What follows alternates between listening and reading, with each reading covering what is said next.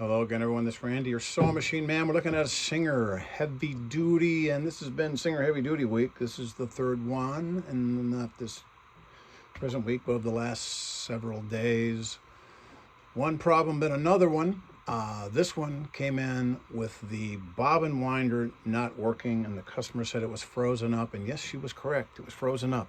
The bobbin winder dial would not turn. The reason we got this bird's eye view here is because we're going to take a look at it.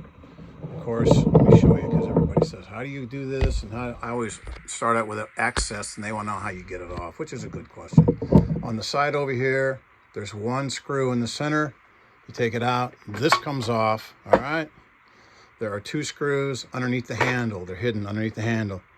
Here and there. You take those screws off and your work has just begun, because you got to get this top. It's plastic with little tabs snapped in underneath, and you have to be very careful because it's plastic, and plastic's job is to break, and it will not disappoint you if you're not very, very careful. And it's just sitting in there, but it's snapped in place. You'll swear it's glued in place, but it's not. It's just snapped in place. So you unsnap it all the way around, all the way around. It's like trying to put a tire on a rim, or vice versa, mounting one on a rim. It's a challenge. It's plastic, and it's how they do things nowadays. So over here's your bobbin winder. Let's bring this down here so we can see what we're looking at. This bobbin winder is nylon. It's completely nylon. They used to make them out of metal back in the day, but they're nylon now. And then down inside here, there is a actuator. You see that little white piece right there? That's your bobbin winder actuator. So when this engages over, let's get closer so you can see what we're talking about here. This is going to be awkward, but we'll try to get it done. You can see this white piece right there. That moves back and forth. When the bobbin winder goes over, there's a little white bumper down here on the bottom. Maybe you can see that little white bumper there. And when you push it over, it disengages the hand wheel, so it will spin freely, like so. When you push it over, it activates the machine. Hand wheel's locked, unlocked. That's unlocked, locked, and that'll drive the machine. That breaks sometimes, and you just have to replace the whole mechanism. It's usually not worth it because the machine's not that awesome. But this right here, you can see I've dried off this rubber wheel, because the rubber wheel was coated with oil, because, you know, logic says oil it, but proper logic says you oil this little seam right here. Let me show you how tight this little seam is right here. This little seam right here is where you have to put the oil. Right there, where the metal stops and the plastic nylon starts.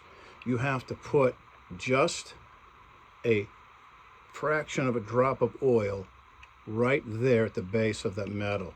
Just a fraction of a drop. And then you have to try, and when it's frozen up, and it will be frozen up, because they say you don't oil it, because of course it's nylon and never needs oiling, which is nonsense. But you have to oil that, and you have to work this and break it loose. Then, like in the case of this one, once you break it loose, if someone has over-oiled it, you have to wipe the oil off of every friction surface. That would be the inside of this white wheel. You have to put your rag there on the end of some tweezers, and you have to run it and let all that oil come off onto the rag. Get all that dry. Then you have to spin the wheel and get all the oil off that. Because see, the oil comes down, and it's centrifugal. It comes down underneath, and then as it spins, it slings it out. It gets on the rubber wheel, and then the rubber wheel won't grip. Certain things on a machine do not get oiled, ever. And that's the friction surfaces. That would be the rubber wheel and the surface that it contacts right there to wind. So now that everything's dried out, just a little bit of oil put on there. Now when you engage it, it disengages the hand wheel, and the bobbin winder will spin. That was about an hour and a half. You think, well, why didn't you just take the assembly off? You got a screw there, and a screw down under here. Well, this assembly is also attached to the stitch width dial. they have it integrated into it. So if you take this out, you're going to mess up your stitch width dial, because that's the way they do it at Singer now. It's chintzy, it's cheap, it's not what I'd recommend for a manufacturing procedure, but it makes them cheap, makes them disposable, and if they work, they work, and if not, you have to pull the rabbit out of the hat. So we got this going, and you just got to be real patient. Put your drop of oil, you can see it there probably better, right there, right at the base. A drop or even a half a drop, and you don't put a lot, you just let it sit on the rim there, and you work it down in, and you have oil between the metal and the nylon. I would say oil everything that hinges, pivots, rotates, or slides.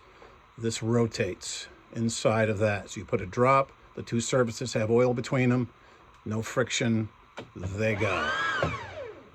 Without oil, it's locked up, and that was the problem. All right?